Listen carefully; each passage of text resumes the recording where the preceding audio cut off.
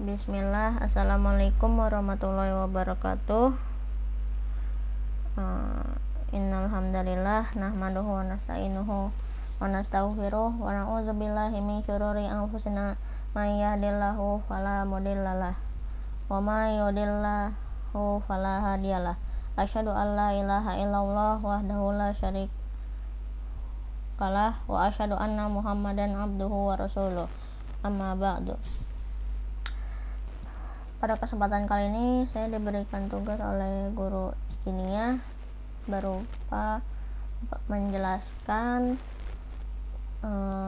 tentang nun sukun dan tanwin. Pengertian nun sukun dan tanwin. Hukum nun sukun dan tanwin adalah salah satu tajwid yang terdapat dalam Quran. Hukum ini berlaku jika nun sukun atau tanwin bertemu huruf-huruf hijaiyah tertentu. Pembagian hukum bacaan nun sukun dan tanwin yang bertemu huruf hijaiyah dibagi menjadi 4. Yang pertama izhar halqi, idgham, ikhfa hakiki, iqlab dan iqlab. Oke, kita masuk ke izhar halqi. Izhar halqi, izhar mempunyai makna terang atau jelas. Disebut izhar halqi karena makhraj dari huruf-huruf izhar halqi keluar atau diucapkan dari dalam tenggorokan atau halq. Hukum bacaan ini berlaku jika ada nun sukun atau tanwin yang bertemu dengan salah satu dari huruf izhar.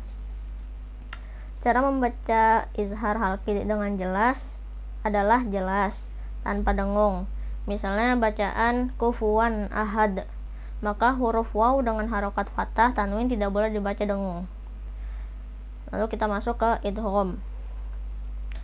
Idgham adalah salah satu hukum dalam ilmu tajwid yang berupa berpadu atau bercampurnya antara dua buah huruf atau memasukkannya satu huruf ke dalam huruf yang lainnya.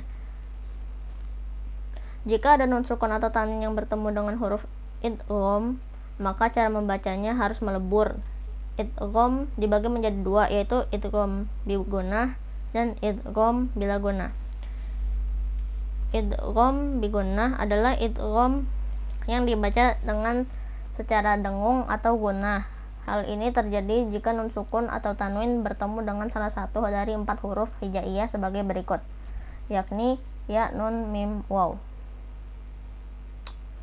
Contohnya lahabi watab, maka huruf waw harus dibaca melebur dengan huruf sebelumnya. Lanjut yang kedua, idgham bila gunnah atau bi ghairi gunnah adalah idgham yang dibaca tanpa dengung. Hal ini terjadi jika nun sukun atau tanwin bertemu dengan dua huruf hijaiyah berikut ini, lam dan ro.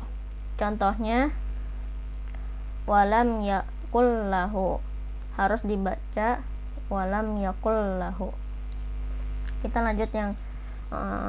lanjut ke ikhfa hakiki. Secara bahasa, ikhfa berarti samar. Jika ada nun sukun atau tanwin bertemu dengan salah satu huruf ikhfa, maka harus dibaca dengan samar. Huruf ikhfa ada 15, yaitu tu, ta, sa, da, zal, za, shin, sod, do, to, zo, fa, kof, ka. Cara membaca bacaan ikhfa hakiki adalah dari dalam rongga hidung sampai dengan terlihat samar atau bisa juga menjadi suara eng atau en atau en. Sesudah itu disambut dengan dengung sepanjang 1 sampai 1,5 alif atau bisa kurang lebih 2 sampai 3 harokat. Kemudian setelah itu barulah masuk untuk membaca huruf sesudah nun mati ataupun tanwin tersebut. Contoh bacaan ikhfa hakiki, min dunihima. Lafaz tersebut harus dibaca min dunihima. Lalu kita masuk ke iqlab. Secara harfiah, iqlab berarti mengganti apabila nun sukun atau tanwin bertemu dengan huruf ba, maka bacaan nun sukun atau tanwin berubah menjadi bunyi mim. Contoh, layum bazanna, layu bazanna, harus dibaca dengan layum bazanna. 4. Hukum bacaan nun sukun atau tanwin yang bertemu dengan huruf hijaiyah tersebut bukan hanya perlu dipahami, tetapi juga perlu dipraktikkan dalam membaca Al-Quran. Itu saja yang bisa saya sampaikan pada kesempatan kali ini.